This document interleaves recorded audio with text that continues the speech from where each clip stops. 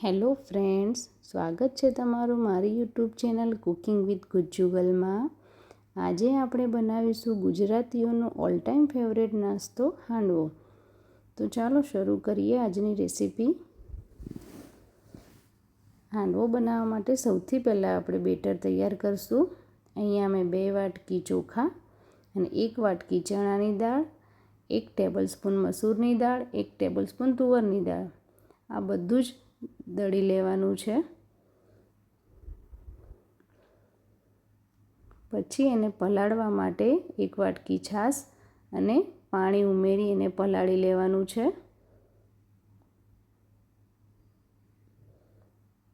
પલાળ્યા પછી એને આ રીતનું બેટર તૈયાર કરવાનું છે, એકદમ પતલું નહીં, મીડિયમ, અને એને 5 કલાક માટે રેસ્ટ આપવાનો છે। એમાં થોડું મીઠું અને મેથીના દાણા એડ કરીશું, જેથી આપણા બેટરમાં સરસ આથો આવી જાય। અને પછી એને 5 કલાક માટે રેસ્ટ આપવાનો છે। 5 કલાક પછી આ બેટર કેવું સરસ રેડી થઈ ગયું છે। હવે આપણે એમાં મસાલા એડ કરીશું। ખમણેલી દૂધી, લસણ, આદુ, મરચાંની પેસ્ટ અને લીલા ધાણા। એમાં તમે બીજા કોઈ પણ લીલા શાકભાજી એડ કરી શકો છો। ગાજર છે, કેપ્સિકમ છે, આ બધું ચોપ કરીને પણ એડ કરી શકો છો।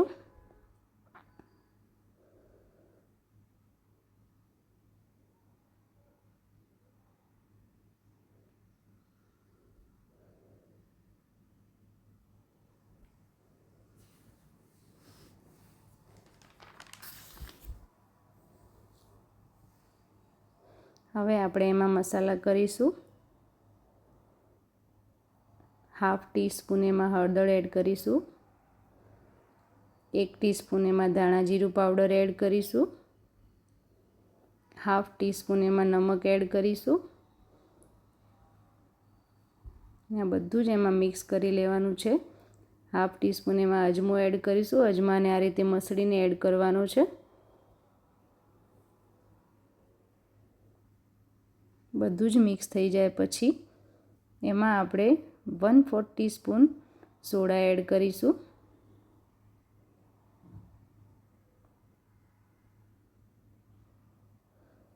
સોડાને એક્ટિવ કરવા માટે એમાં થોડો લીંબુનો રસ એડ કરીશું અને સરસ રીતે મિક્સ કરી લઈશું।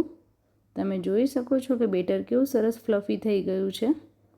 તો ચલો મિત્રો, હવે હાંડવો બનાવીએ। એમાં 3 ટીસ્પૂન જેટલું તેલ એડ કરીને રાઈ, તલ અને લીમડાના પાનથી એનો વઘાર કરી લઈશું।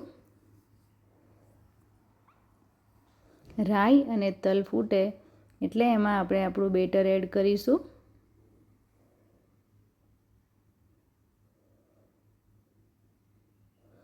બેટર આપણે એમાં 2 ચમચી જેટલું જ એડ કરવાનું છે, જેથી કરીને આપણું બેટર હાંડવો પતલો બને। ઢાંકીને પછી હાંડવાને 5 થી 7 મિનિટ ચડવા દઈશું। 5-7 મિનિટ પછી તમે જોઈ શકો છો કે હાંડવો સાઈડમાંથી બ્રાઉન થઈ ગયો છે, એટલે હવે આપણે હાંડવાને ઉલટી સાઈડ ફેરવી લઈશું।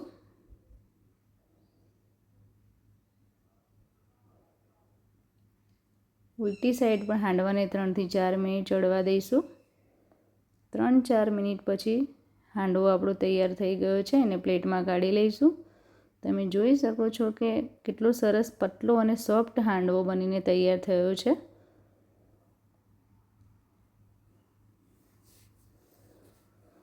જો તમને મારી રેસીપી પસંદ આવી હોય તો મારી ચેનલને સબસ્ક્રાઈબ કરવાનું ભૂલતા નહીં અને શેર અને લાઈક જરૂર કરજો।